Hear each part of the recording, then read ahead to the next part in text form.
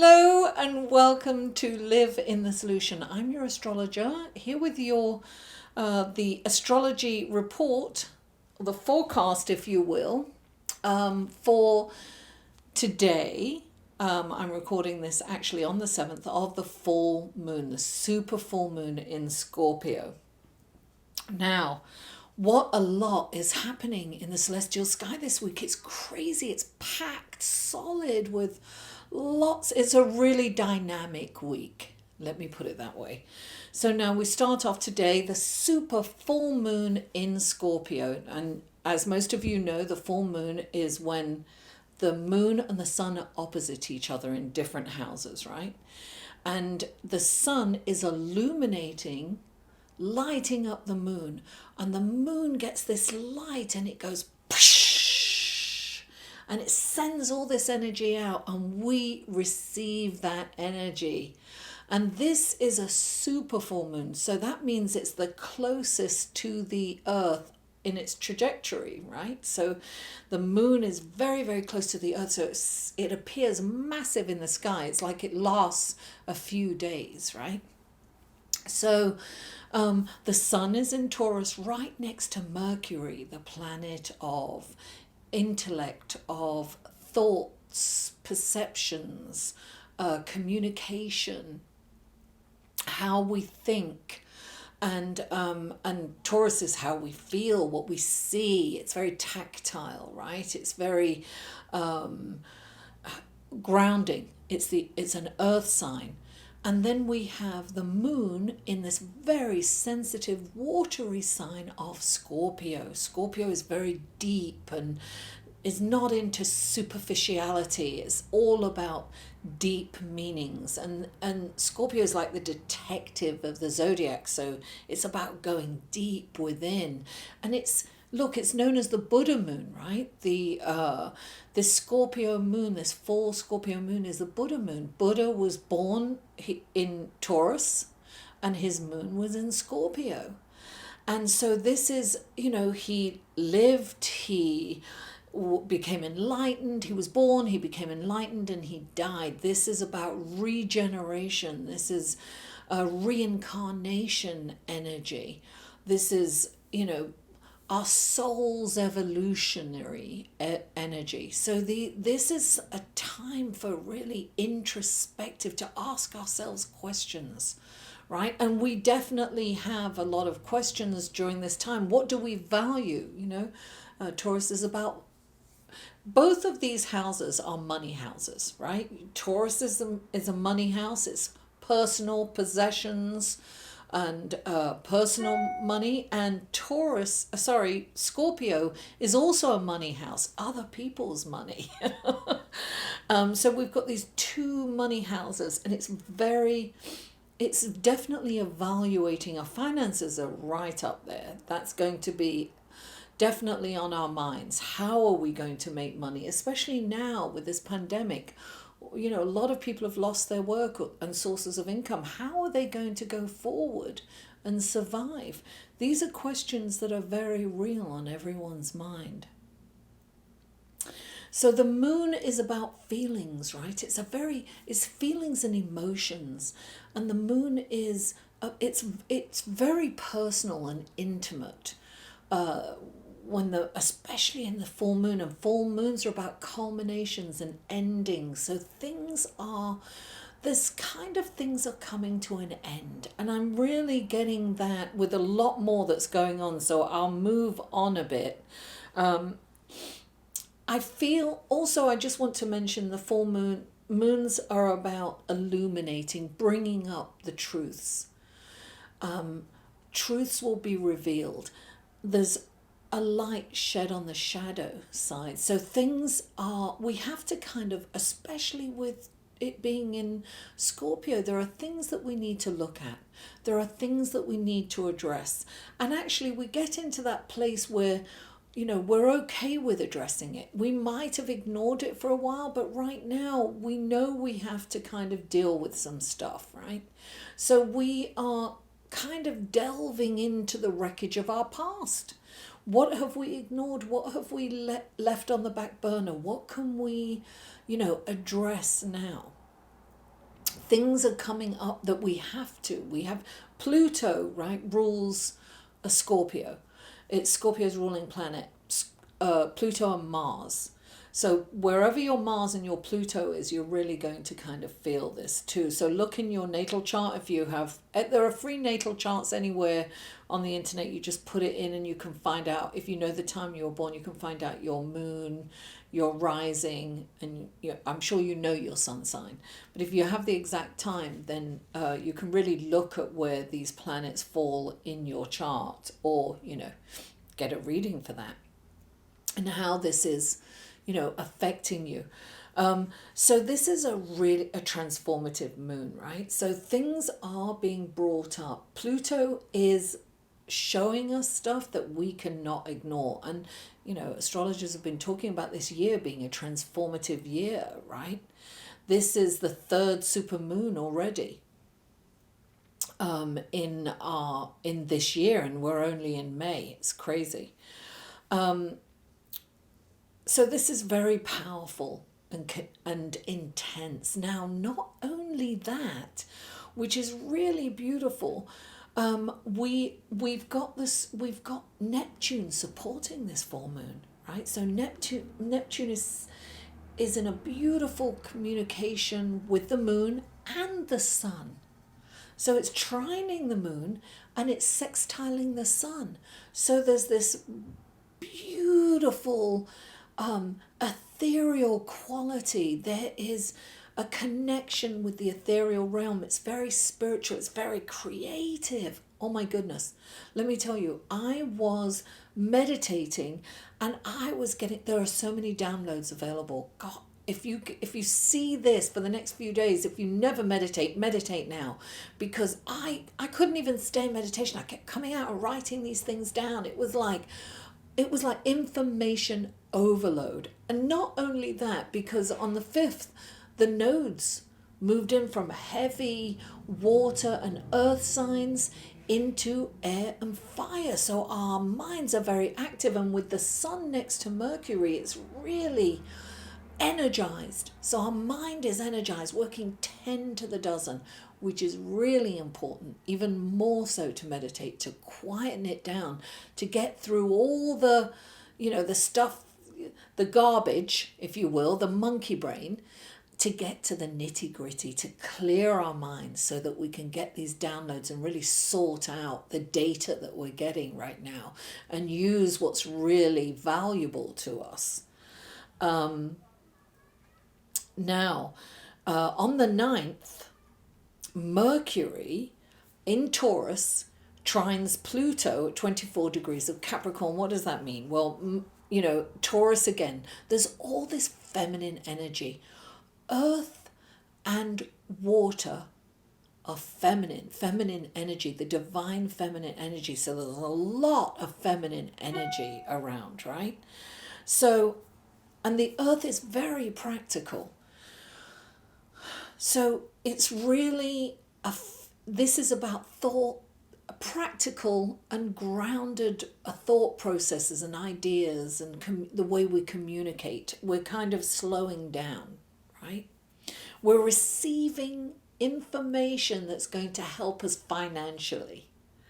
That's what we're going to get. So this is really, I can't tell you what an opportunity this is to meditate right now, because we are getting this information sent to us from the ethereal realm. Ooh, I'm finding it hard to breathe here. I'm so excited. So this is a really dynamic energy. It's dynamical. And look, I haven't even finished yet. Now, Mercury, so, we're tapping into this cosmic energy, right? So Mercury also on the 10th, right? Mercury in Taurus squares Mars in Aquarius. Now, Mars is important because Mars is also the co-ruler of Scorpio, right? It's the traditional ruler of Scorpio. So we have this scorpionic energy as well, and we've got Mars in Taurus. Now, Mars in Taurus and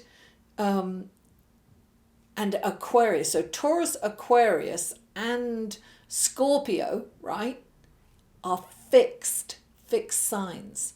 So Aquarius, and so we're going to have, and because it's a square, it's contentious. So there's possibility of a standoff, right?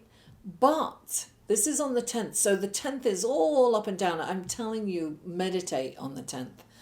And conflict, yes, you might have a standoff, but I feel that Mercury is about to move into Gemini, its home sign.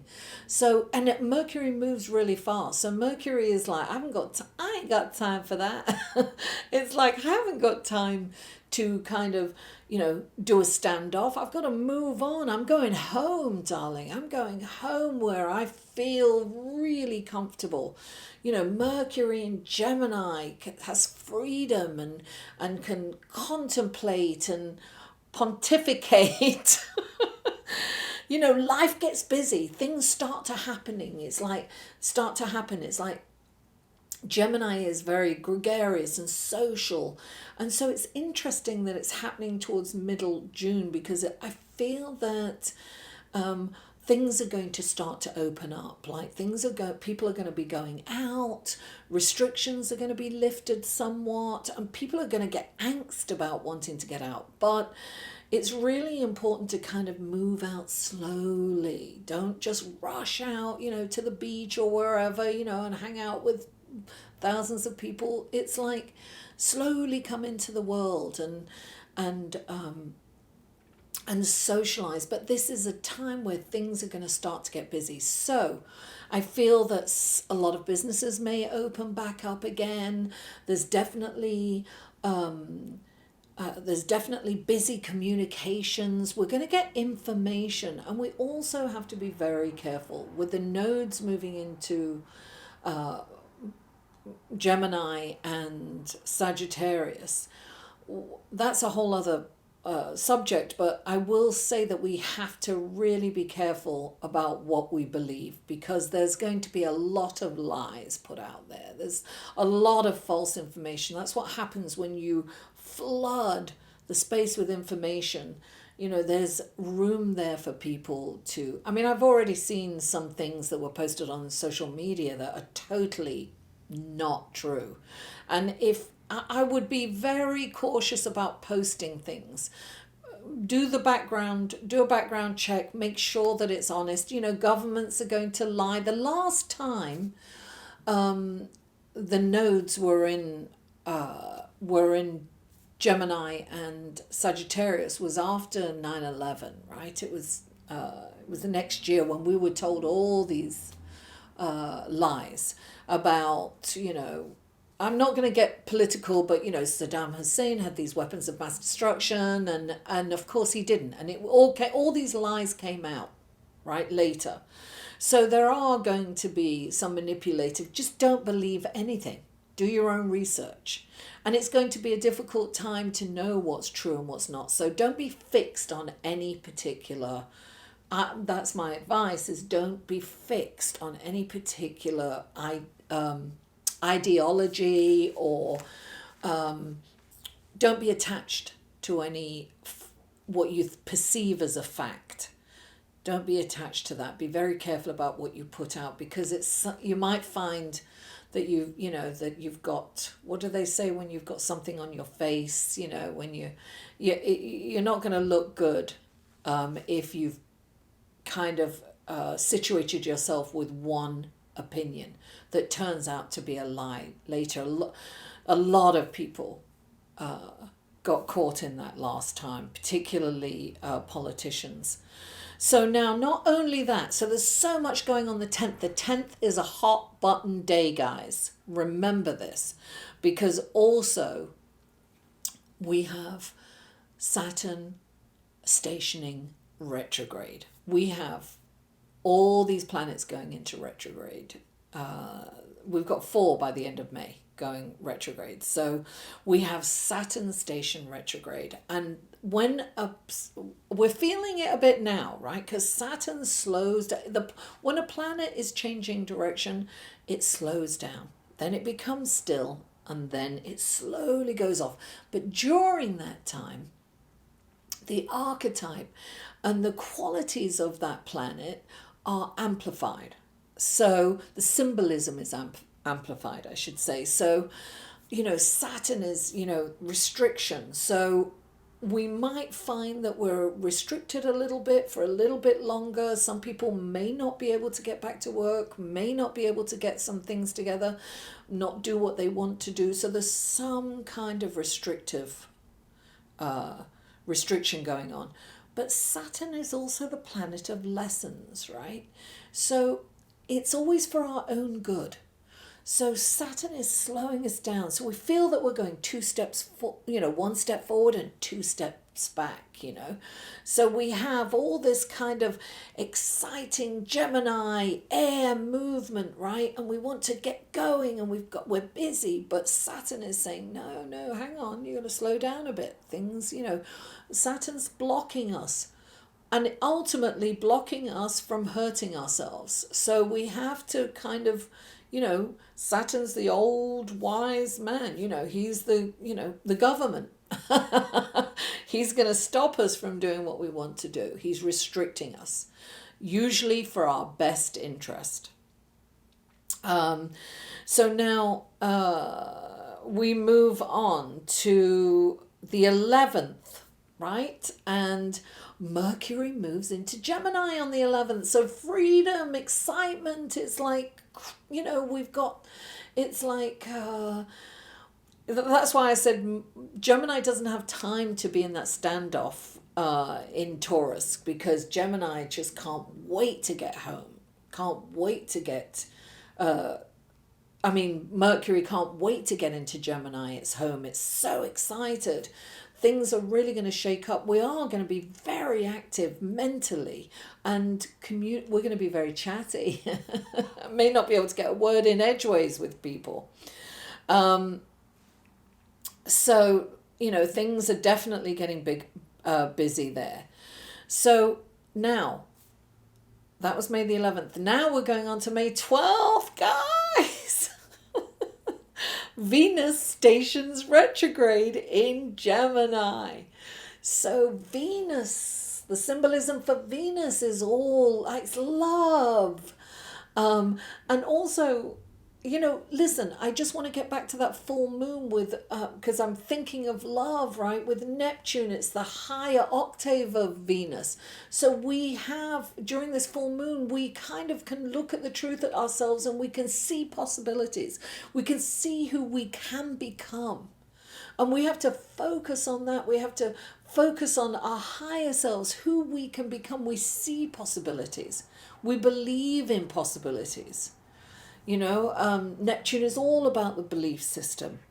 So on the 12th, Venus is retrograde in Gemini. Now, Venus is in Gemini very charming in Gemini, very flirtatious and charming. Maybe not so much as deep feeling, but charming and out there and gregarious and social.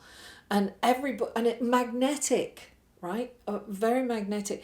Now, Venus is in Gemini for about 6 weeks because of this retrograde. Never normally in for that long.